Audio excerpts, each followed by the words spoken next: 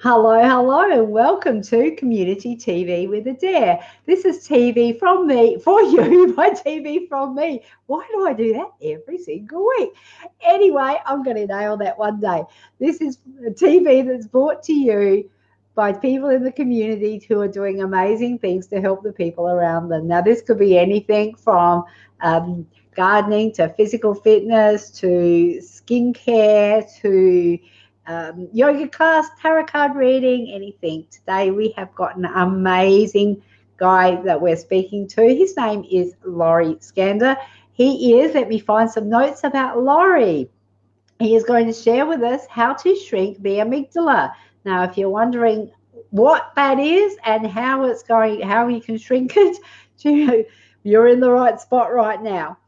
Lawry is an energetic and powerfully engaging speaker, a provocateur, I can't even pronounce it, he's going to have to help me with that, provocateur, whatever, therapist, coach, and facilitator who leads people to remember and feel their absolute worth, passions, and aspirations to live and work their very best life. He is one of Australia's leading mindset masters with a unique ability for helping people release mental and emotional obstacles that prevent them from being significant in their lives and the lives of others in their community. Lawry cherishes the richness of personal history and diversity people bring to their lives and unashamedly pushes them to live in the present to their fullest. Hello, Lawry. How are you? Hi, Adair. How are you? Great to see you and lots of people clicking in. This is all new technology for me. Let's have fun. This was wonderful. And you just did it first go. Boom, you're there. That's awesome. I would like to welcome, we've got some people here with us. We've got Roz. And Roz wants to know why would we shrink the amygdala. We're going to get to that, Roz. Oh, you sure do. Bev is saying Zen already. And Rosie's here. It's my business coach, Rosie. Hello, Rosie. How you doing, honey?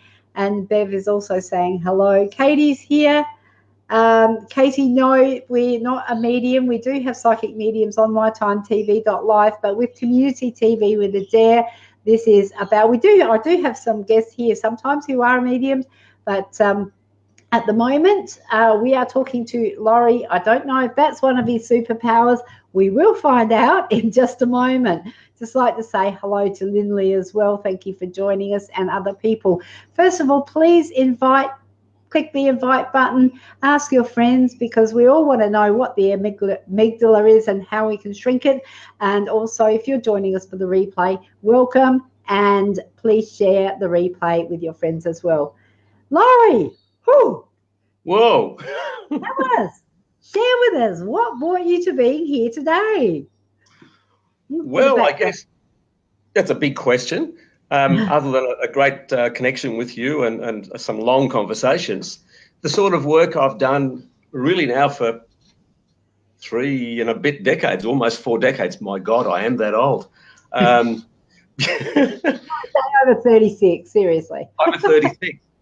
Has shown me something really important in my own life and the life of others. So I've worked in the welfare field, I've worked in the corporate field, I've done the high flying stuff, and I've had my own consultancy in business for the last 20 odd years. And all the way through, I've recognized that there's a core thing that I see with so many people, and that is people get stuck in a way that creates huge issues in their lives, let alone in their organizations and in their communities and families. So it's about helping people become more fulfilled in a really powerful, sustainable way, really working to do something that is purposeful, that they love, and knowing that they're making a difference in their own lives and those lives of others. And that's what brings me to this sort of work. So, hang on, I've just got to click us back into the screen here. I was off screen there just having a sip of coffee. Shh, don't tell anyone. No, I've got mine here. So you've been around a little bit, and now you're looking to help people. Tell us what it is that you do that does actually. I know some of the stuff that you do that really helps people. So just share with us a little bit about especially what you're doing here online, what you're doing with Facebook, because that's pretty amazing. It is amazing, and for me it's a really big learning curve because it's not the way I've worked over the last 30 years. It's very new, but exciting. I'm trying to create, well, not trying, I am creating communities of engagement, communities of practice, where people who are at a point in their lives where they know they've been playing small. They know that, I call it the monsters in their head, the self-sabotage mechanisms that we've all got, have been given too much life, and it's just damn well time to go, no, I'm in charge. I am more worthy than these monsters are letting me believe I am, and it's time to step up. So the communities I'm setting up online are various platforms for people who are serious about and ready to actually step up and make a difference in their own lives and other people's lives. Yeah. Yeah. So, and I know you've got an amazing group here on Facebook called Zenfrog and Friends, and I just invite people. Some people already have. They have. You see. Click to join Zenfrog and Friends. It's a free Facebook group, and you can just type in Zen and we'll send you the link straight away into your inbox. So Lawry, just a bit about the amygdala. This is how this all works in. You're saying about stepping up and being significant in your own life, and you know, sort of dispelling the monsters. And I think, you know, I feel like I've done that so many bloody times, and it's like, still there's more, like what? Yeah. So it's when you get to that point of enough's enough of doing it so many bloody times. Like, you know, it's my own story as well. Like I bump into my own monsters a little bit too often. So it's not like I've sorted it out, but you know, I've come a long way. But I am so passionate about taking people onto that journey. So when people work with me, they know pretty quickly that it's not a nice, lovely, easy route, you know, sweet cups of coffee.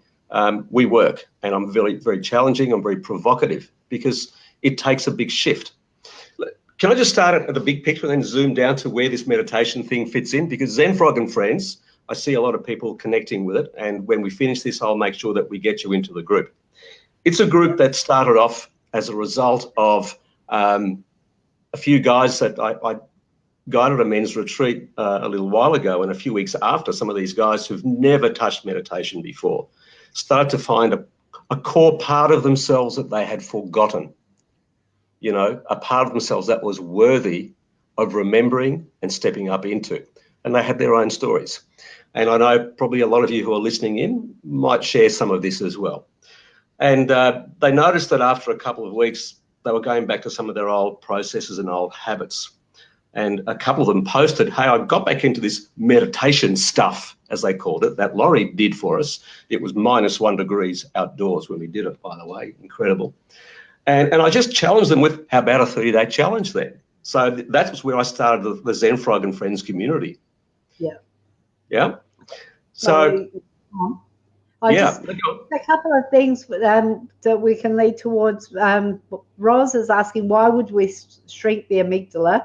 And Bev is saying how you control I think she means how do you control your thoughts. So I think this is where you're heading to with those, with your comments. Yep, cool.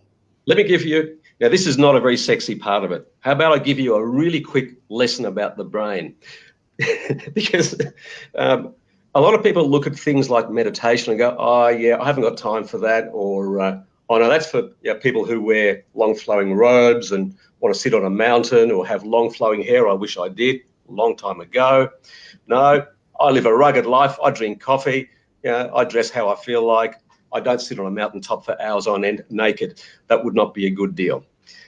So here's the thing about the brain.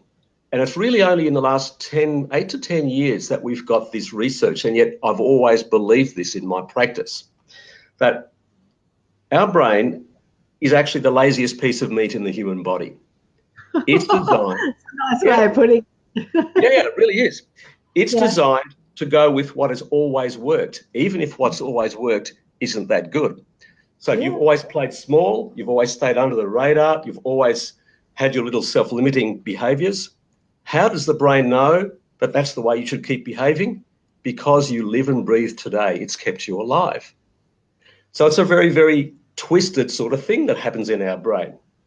And a lot of it happens unconsciously. I'm going to show you. Want to see your brain? Oh, you've got one. I've got a brain here. I was thinking, oh, we don't have No, it's Play-Doh brain. It's all right. Can you see that? All right. Now, for any people here who are a little bit, OCD, this is not to scale. All right, can you see that? Oh, my God. Did you make that? My wife. The brain has got lots of components, but here are three really important things, and I'll show you the amygdala, who was asking Roz. So the brain has got three core gates that any behavior, any thought, any action has to go through. That's the brainstem, the red thing, right down at the base of our brain, connected to our spine. It's the real basic, is this safe, is this not safe? Is the lion or tiger going to come and eat me, or am I going to eat it? Then that little blue thing there is the midbrain. It's the limbic brain. It's got a whole lot of the seat of our emotional memory. Then we've got these big chunks here, the left and front prefrontal cortex, the frontal lobes, where a lot of our thinking takes place, a lot of our memory. But here's something really, really important. If I open the brain, can you see that? Yeah, I can see it. That's amazing. Now, if you open the brain, down there's a little red thing. Yeah. Called the amygdala. That's amazing. Yeah, and up there, the white thing there is the hippocampus. Now, here's something a lot of people don't realise. I'll just put the brain away for the moment. It's going to fall apart. I was not expecting that. That is so much fun, because I just thought we should have got some images, but you turn up with this thing in real life. Seriously, awesome. But here's something. Who here, just type yes or whatever. Can I ask people to do that? You absolutely can. You absolutely can. You know you've got repeated patterns of thoughts, behaviors, and emotions that get in your way. Like, you're all set to make a change in your life. I'm going to lose weight. I'm going to stop smoking. I'm going to have better relationships. I'm going to achieve this, that, and the other. And then, bang, the same old gets in the way. Who does that apply to? A lot of people? Okay. I've just written yes. Yes. Yeah. Because it is so... Bev says she loves your brain. You love my brain. Good on you. Thanks, Bev. If you haven't said yes, you're lying to yourself, which will probably be one of your... He's saying yes, I'm putting my hand up. Julie's putting her hand up. Bev's putting her hand up. Yeah. And Lily says great brain. Yeah. And what actually happens is that our brain creates highways. So, if you could imagine a highway that you drive down to the extent that you don't even think twice about driving down there. You get from A to B. It's like, oh, how did I do that automatically? We have developed all these automatic patterns, even the ones that no longer serve us. So all the patterns that get in your way. So the amygdala, this tiny little part of the primal brain, is the seat of our stress response. It's the so-called fight and flight. Mm-hmm. So this is the thing that has a connection to your emotional memory. So if as a child you were roused on by a really gruff teacher or a parent or something, you might have this emotional memory that says, me stepping out and being with authority is unsafe, is dangerous. And you'll carry that pattern in ways that don't serve you in your adult life, etc. So we've all got these things that are, I'm not good enough, I'm not smart enough, I'm not clever enough, I'm not pretty enough. Oh, I know no one in my family would ever achieve that sort of education, therefore I'm not going to. And all those negative stress responses are actually designed to keep us strangely safe, because they actually go way back to primal caveman days. Hey, be on the alert for that tiger that's about to come bite you, eat you, or your family. This is male and female. Interesting process. What we found with a whole lot of research is that 8 to 10 weeks of good mindful meditation practice, I'm not talking about hours a day, 10, 15, 20 minutes a day, has been shown, I'm just going to take the brain apart again, has been shown to shrink, I can't see what you're seeing, the amygdala. It shrinks the amygdala and thickens all of the membranes around the creativity, the thinking, the creation, part of the frontal lobes. So there's actually a physiological effect of good meditative practice. What it starts to do is that you start to get a lot more control over what have been your automatic or automated thinking processes for a lot of us for decades. Powerful, isn't it? That tiny thing controls so much of our unconscious mind. So we have the brain almost in two stages, conscious and unconscious. So the amygdala operates unconsciously. And the more we work with it and start to create control, just try this. Just who meditates here? I can't see you nodding. Just say yes. Yeah, just say yes. Hashtag nodding. While we're Kim, I'd like to just shout out to Kim. There's a story with Kim. Her grandson has a kidney disease, and they put out on social media for some cards for his birthday, for his 5th birthday, and fifth or 6th birthday. Kim, you'll have to remind me. And he got 30,000 cards. So the power of social media is amazing. I just want to, and she wants to know, how does this affect the fight or flight response? And there was someone else asked a question about, let me just see, I'm just going through these. Kim is saying, and those of us with adrenal insufficiency as a result of thyroid cancer lose the fight or flight. That's interesting. That's another aspect of it, isn't it? It is. Bev saying, my mind drives me crazy at night. And Kim's just saying it was, of course, on her grandson's 6th birthday, which is awesome. So sorry about that little pattern interrupt there. The question was that people are saying yes to.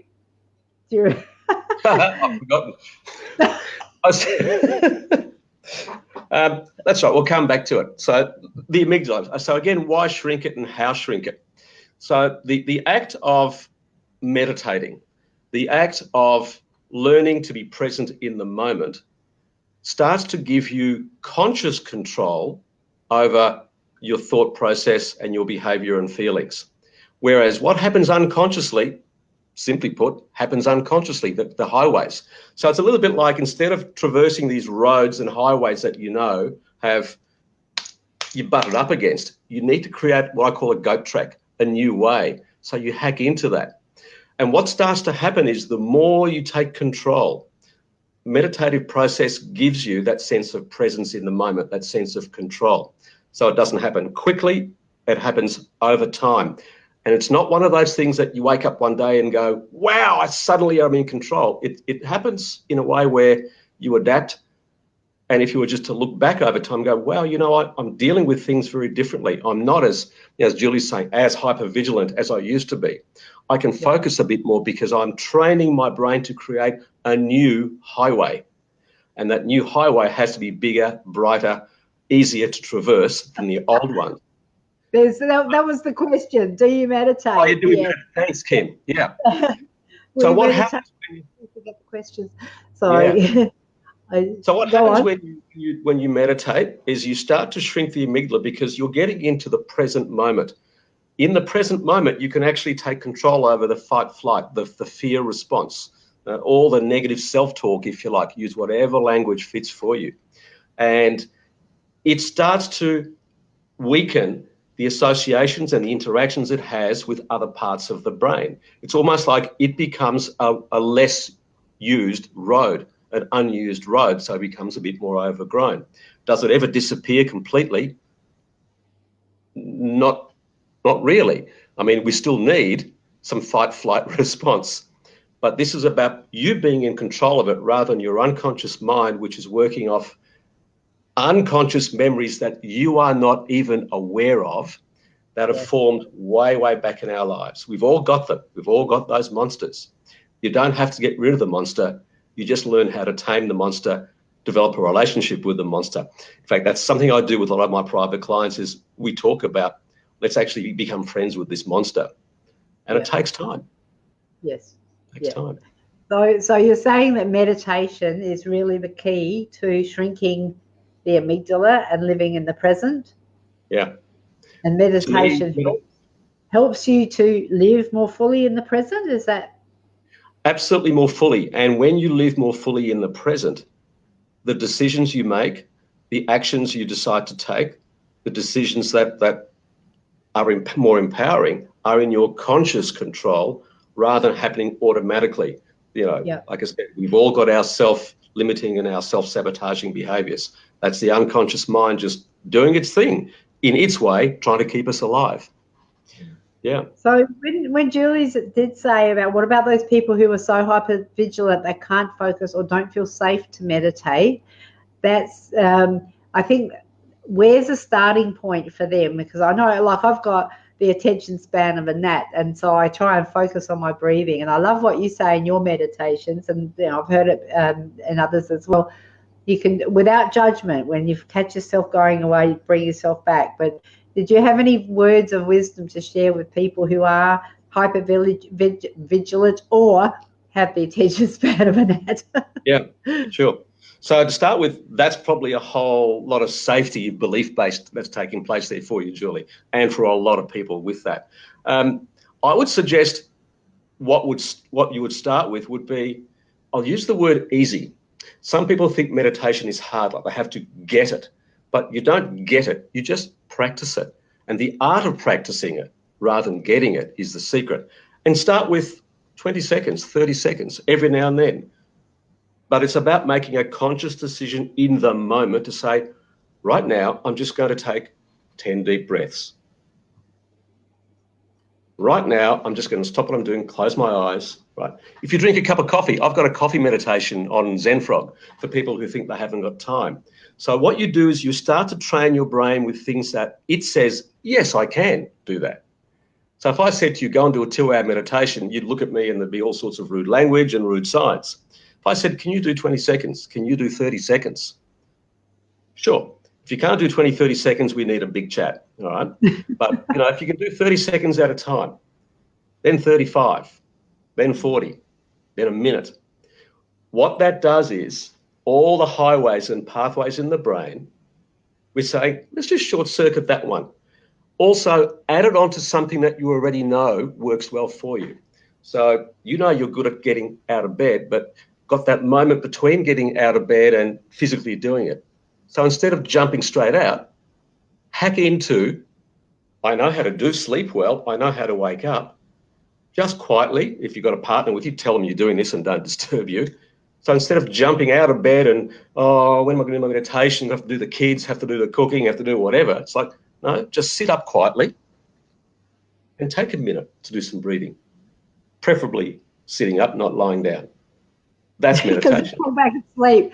I was doing that for a while, and then I started, I'll just stay here and I'll just do 10 minutes. So I'd set my alarm for 10 minutes, and then I would invariably fall back to sleep. So actually sitting up is probably a very good idea. Yeah. So it takes deliberate practice. So you do it in a way that you'll know your brain will straight away go, whatever it is you decide to do, yes, I can, or no, I can't do it. If it's, I'll get to that, think of something different. I'd also suggest, particularly those of you who want to join Zenfrog Friends, that I'm going to suggest to people there, do a buddy up with someone where you just chat with each other about it. There's a 30-day meditation challenge in there, and I'm adding some short ones for people as well. So, it's about starting something new, and you need a trigger that says, this is worth my while doing. And it's not difficult, it's not hard, and it's not huge time commitment as well. Lawry, the one that I saw that really, I like the open eyes, and it's going back to the hypervigilant thing that Julie was talking about. Roz is saying she's back. The doorbell went. She's been chatting to the electrician. Where are we? Okay, so I love the one that you had that I looked at just this morning. Actually, it was about the rose. Did you borrow your neighbour's beautiful rose bush, and you had an open-eyed meditation, which I think would be, just explain that a little bit. Then we're nearly out of time, but I think that was fascinating because it's something different. Yeah, it's not all about just focus on your breath or close your eyes. The meditation process is about being present in the moment, and if that is sitting with a cup of coffee and truly appreciating the cup of coffee, not just gulping it, truly appreciating it to the point where even for 2 minutes you can block out what's happening. That's a mini meditation. Looking at a rose, looking at a flower, looking at a plant, walking in your garden, but walking with intent to notice. It's always about check your intent. Or are you rushing like you normally do through life? This is a note to yourself. Take out headphones. We'll go down to the beach, and I've usually got the headphones plugged in, so take it out, listen to the sound of the waves. I'm thinking now this is what I can do this afternoon. I'm planning an afternoon walk, so I think that's great. Kim has said, when I've meditated on call against the wall, she often falls asleep standing up for long hours in hospital. She works in I think emergency in hospital. Yeah. So, and Rosemary loves the idea that you can have a meditative walk or drink in the moment. So I think that's great.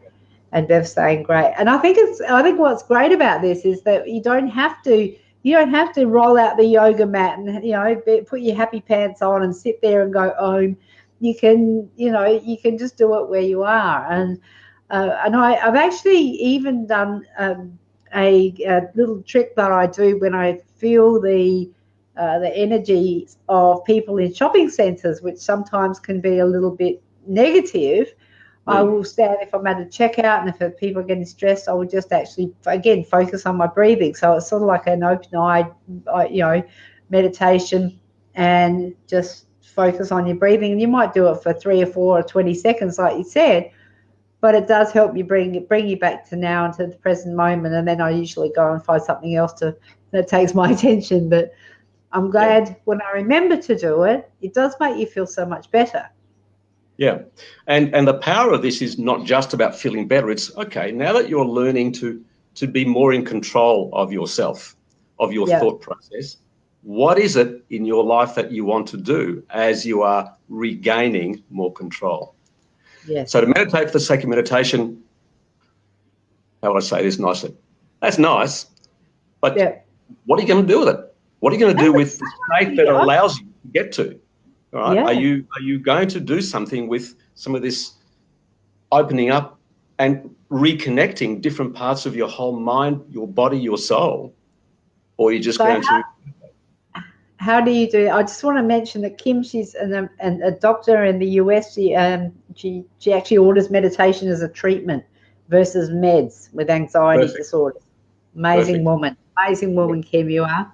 So we are out of time. So just if you have a quick tip on how we connect all that in, do we set the intention for the meditation? What sort of thing would you suggest? One of the best things I would suggest is set your intention to start to meditate and not see it as this thing you have to get right, all of you perfectionists out there, because that's another set of highways. Just doing it and noticing that you will drift away. There's an old Buddhist saying, the mind will drift away in meditation, and the art of meditation, just notice it and gently come back. And then the mind will drift away and just notice it and then bring it back. And the mind will drift away, etc. Yeah. Do that more and more. You will start noticing a lot more in your life. You will start noticing a lot more within yourself. I have people who are actually noticing the feeling of some of their actual body cells and fibers. Cop that, right? They are tuning in so much. We are energy. We are cellular. So why wouldn't you tune in? Join Zenfrog and have a play there and get into it. If you want to know a bit more about it, I'm going to post some more things on Zenfrog and also my own personal, or my own, what do you call it, a fan page, a business page. Page.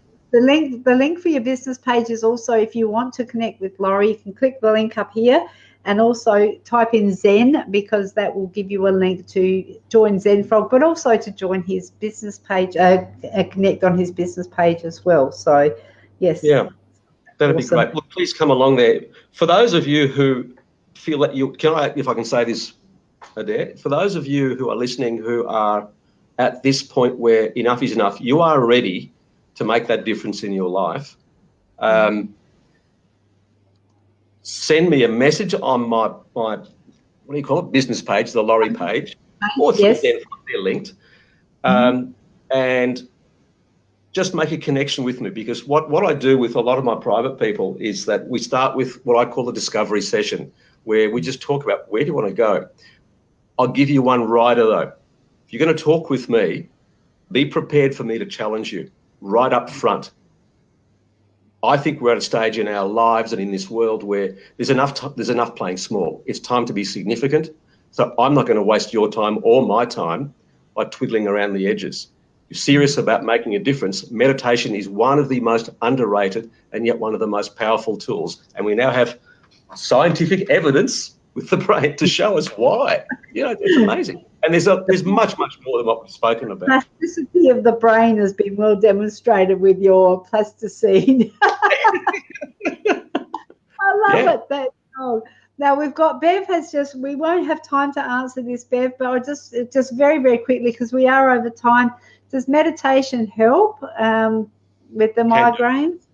Meditation helps a lot, and I personally, we haven't got time to talk about this here, I would actually add to that some psychological kinesiology. You might know it as EFT or emotional freedom technique or tapping.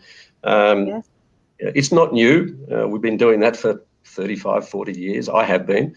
I'd combine the two, and I would actually start to get you to get this language. Make friends with your headache. Make friends with the cells that are needing a little bit of TLC in your whole head.